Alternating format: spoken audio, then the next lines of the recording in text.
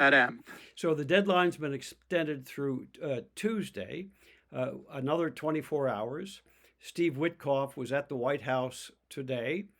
He is the primary negotiator with the Iranians.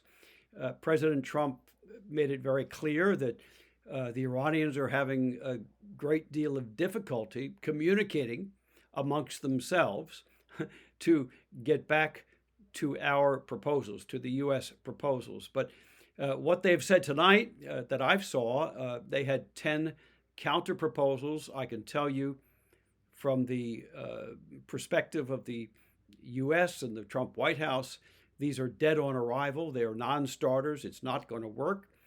And the president has set a hard deadline, and I expect that on Tuesday night, on tomorrow night, that we are going to see very, very strong strikes against Iran, against targets that have not been hit yet.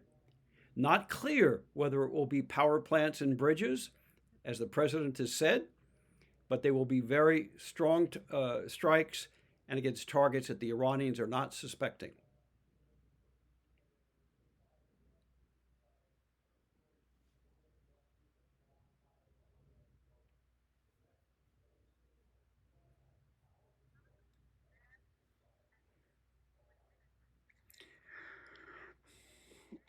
After striking the infrastructure and the bridges, what is after, Well, it's according not to Trump? clear. It's not clear that we're going to strike the infrastructure and the bridges. That's what the president said. The Iranians seem to believe that. They have called on school children to come out and serve as human shields at those sites, just as Hamas called on Palestinian children to be human shields against Israeli strikes on military targets. Look, I'm not going to predict what President Trump is going to strike next, but what I can tell you is that he will hit things that the Iranian regime has not expected him to hit, and he will do damage that will cripple the regime.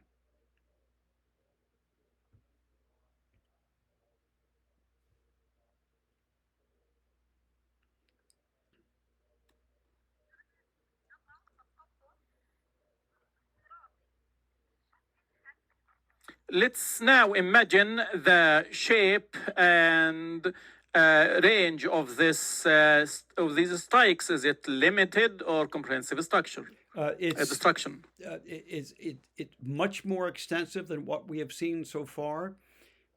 Secretary Hegseth told us today that once we got our pilots out of Iran near Isfahan back to safety, that today we have had the highest volume of strikes in the entire war.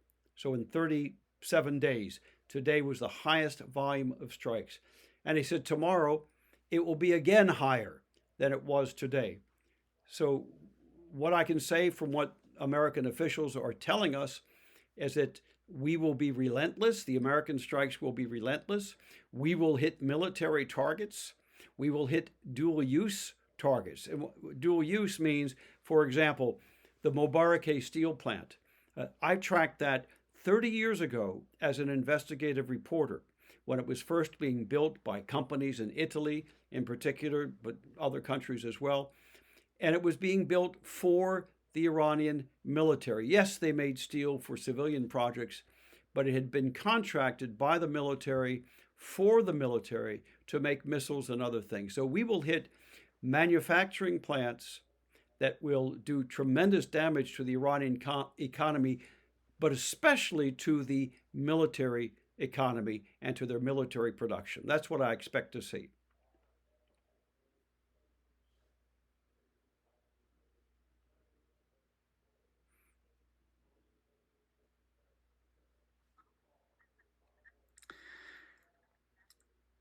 Do you expect that the nuclear facilities will be among these targets?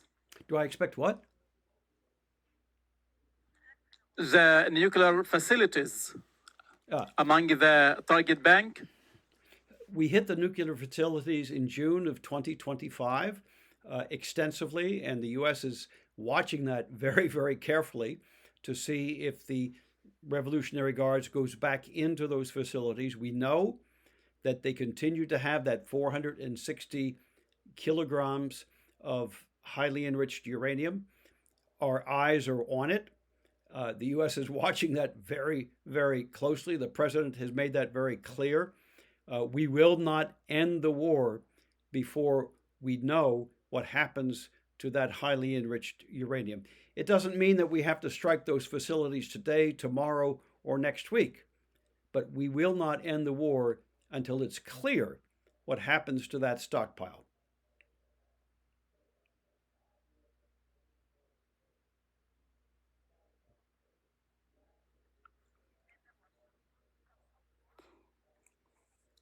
Does Washington have a clear vision of the Iranian response?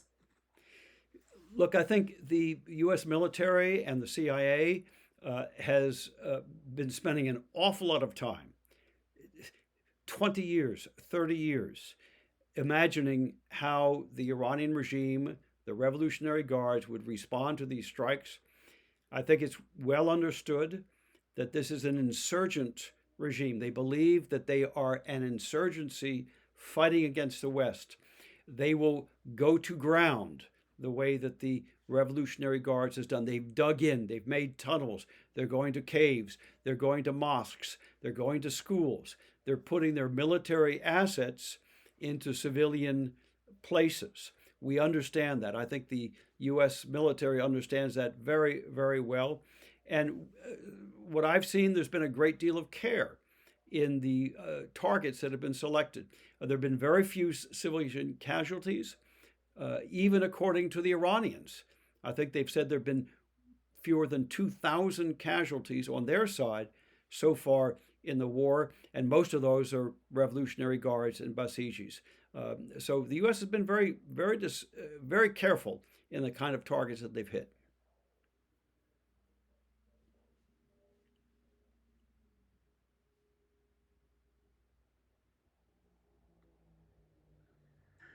Thank you so much, Mr. Timmerman, for your comments. Thank you. Appreciated. Thank you for your statements. Thank you so much.